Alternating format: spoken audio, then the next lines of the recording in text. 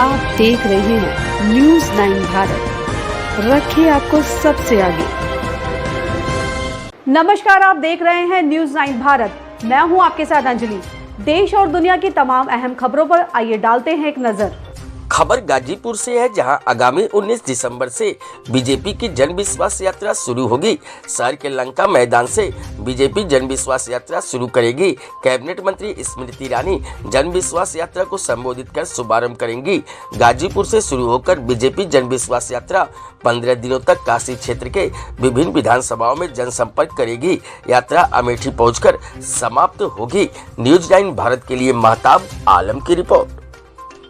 हमारी पाठ्य पुस्तकों में उनका नाम आना चाहिए और पाठ्य पुस्तकों में उनके नाम जो आए वह इतिहास के आधार पर हो, किसी मत के आधार पर ना हो या किसी फिलॉसफी विशेष के आधार पर ना हो, या कुछ लोगों ने जो आज़ादी के समय 1930 के बाद से जो नरेशन सेट किया है, जिसे हम आज के नैरेटिव मान लेते हैं, उसके आधार पर नहीं होने चाहिए। सभी वीर जो हैं वो हमारे लिए देवता तुल्य हैं। सभी वीर, चाहे वो वीर अब्दुल हमीद हो, चाहे वो वीर सावरकर हो, वो सभी हमारे लिए देवता तुल्य हैं।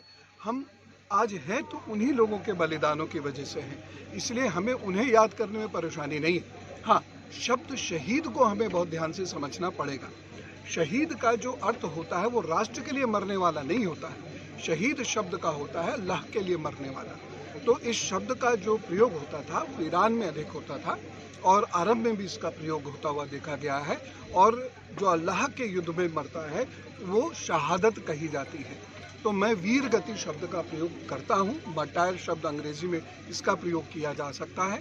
तो ये वीर गति प्राप्त लोग हैं और भारत की जो सेना है या भारत के जो क्रांतिवीर हुए हैं वह किसी धर्म विशेष के लिए नहीं मरे, एक भी नहीं मरा, वह सब भारत के लिए मरे।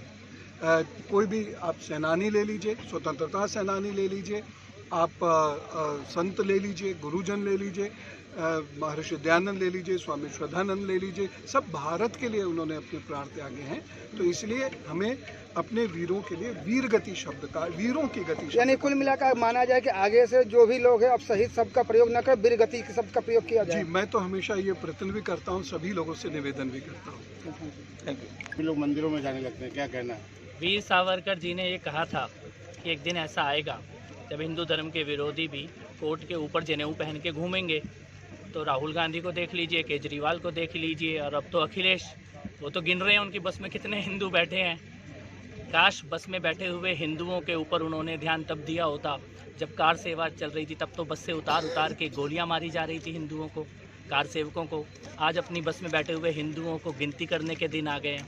मुझे लगता है वीर सावरकर जी की बात आज सत्य साबित हो रही है और भारत अपनी संस्कृति, अपने धर्म के मूल की तरफ दोबारा वापस जा रहा है। और जो लोग वोट बैंक की राजनीति करते थे, 20% वोट के नाम पर सत्ता में बैठने की गारंटी लेकर घूमते थे, आज उनको भी समझ में आ रहा है कि ऐसी राजनीति देश में नहीं चलेगी। अखिलेश जी का बयान था कि जब आदमी, तो मोदी जी को आखिरी समय में काशी ही रहना चाहिए, क्या कहना चाहिए? नहीं, अखिलेश जी का शर्मनाक बयान है और मुझे लगता है अपनी मर्यादा को भूल गए हैं। ऐसे बयानों पर इससे ज़्यादा टिप्पणी भी नहीं करनी चाहिए।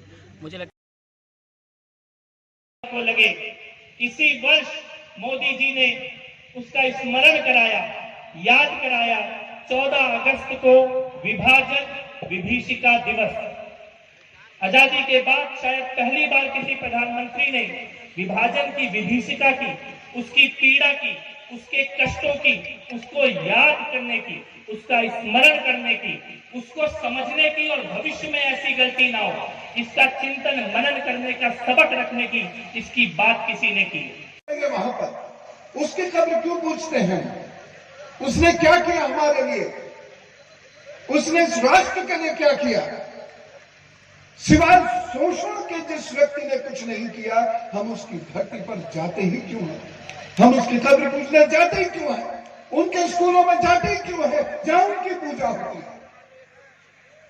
ये उसकी धरती बिल्कुल नहीं है, बल्कि मैं तो कहूंगा इस धरती